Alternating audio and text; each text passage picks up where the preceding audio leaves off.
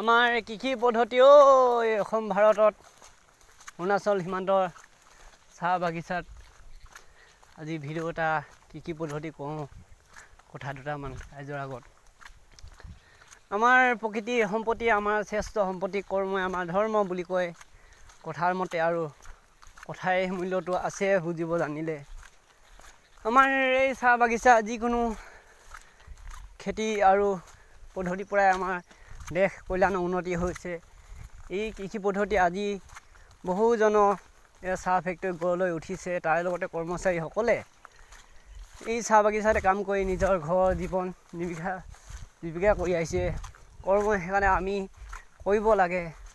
য'ত যি শস্য বা বস্তু উৎপাদন হয় মাটিৰ যোগ্য, সেই যোগ্য অনুযায়ী আমাৰ গছ গছনি ভৰাই আমি ফল মূলে আমাৰ খালী ঠাই, আমাৰ মাটি কালিকাবিলাক আমি পূৰ কৰি নিজৰ বাৰীবিলাক ফল মূলে ভৰাই গছ পুলি সেউজীয়া কৰি আমাৰ পৃথিৱীখন সেউজীয়া কৰাটো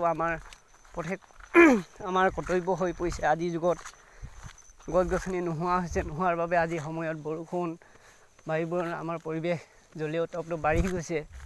এনেকৈ দিনে দিনেতো যদি মানুহে গছ কটাৰহে সংখ্যা বেছি হৈছে, ৰোপণ কৰাটো নহৈছে।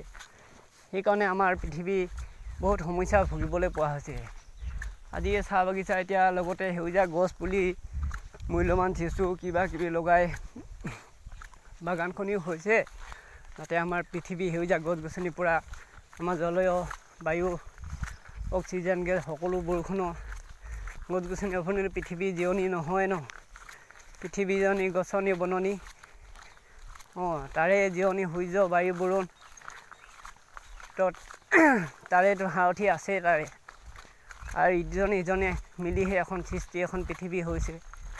আমি সকলোৱে নাৰীসকলে বা সমাজে মিলিজুলি নিজৰ দায়িত্ব কৰ্তব্যবিলাক কৰি গ'লে আমাৰ দেশত এতিয়াও দুখ সমস্যা হ'ব নাপায়। নজনা কথাটো যদি আমি আনৰ জনা মানুহক শিক্ষা যদি আমি গুৰু মানি ভক্তি কৰি আমি পৰমাত্মা নেদেখা ঈশ্বৰ আৰু যি আমাৰ অতি প্ৰিয় বন্ধু ককাই ভাই, আমি সকলো লগত নজনা কথা সুধি কাৰোবাক মতভেদ কৰিনো কি লাভ। আমাৰ নিজৰ কৰ্তব্য ক'লে কাৰোতো দুখ নাপায়। কোনোতো কৰ্ম অবিহনে ধনতো গতি নাই। মানুহে ধন অকল যে পঢ়িলেই হ'ব, পঢ়ি কিনি কৰ্ম কৰিছে দেখিয়েতো পঢ়া শুনা মানুহকেইটা আজি দুইটা কথা